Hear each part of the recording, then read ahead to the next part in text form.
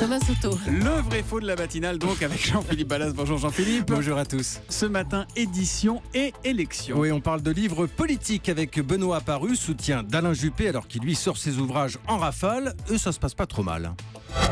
C'est vendu à 42 000 exemplaires. Ça semble des chiffres tout à fait corrects quand on regarde les éditions politiques traditionnelles qui sont plutôt à 3 000 à 4 000 exemplaires. Un livre politique, c'est entre 3 et 4 000 exemplaires vendus. C'est ce qu'affirme Benoît Apparu. C'est vrai ou c'est faux, Jean-Philippe ? Alors c'est plutôt vrai, mais j'ai regardé les chiffres et franchement Thomas, ça n'a pas grand sens de faire des moyennes, tant les écarts sont considérables d'un bouquin à l'autre. Alors tenez, Alain Juppé, puisqu'on parle de lui, effectivement les résultats sont honorables, 40 000 exemplaires vendus, mais aussi parfois moins de 30 000. Il faut dire qu'au total, il aura sorti 5 livres quand même pour exposer son programme. Bon, mais entre nous, il y a des lecteurs pour ce genre de livre. C'est un peu austère quand même. Eh bien, ça dépend. Si on reste à droite, François Fillon, il est aux alentours de 80 000 quand même. Bruno Le Maire, un peu plus de 20 000.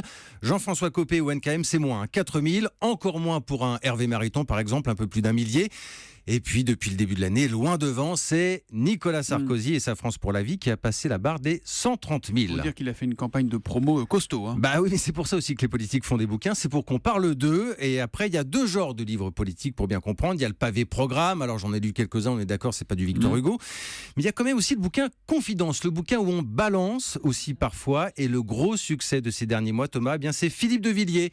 Le moment est venu de dire ce que j'ai vu, qui a séduit plus de 200 000 lecteurs quand même.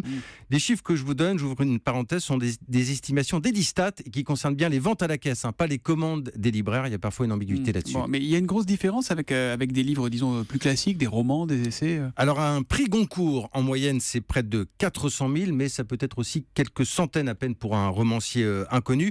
Je vous donne un repère. On dit qu'en moyenne, il faut vendre 30 000 exemplaires d'un livre pour vivre tranquillement. Autant dire qu'ils sont très très peu nombreux dans ce cas, politique ou non. Le jour où Jean-Philippe Ballas sortira ses mémoires, il n'y aura que du vrai, du faux, du vrai, du faux, du vrai, du faux sur 600 pages. Le vrai faux de l'info de la matinale, c'est tous les matins après le journal de 7h30 sur Europe 1. À demain, Jean-Philippe. À demain.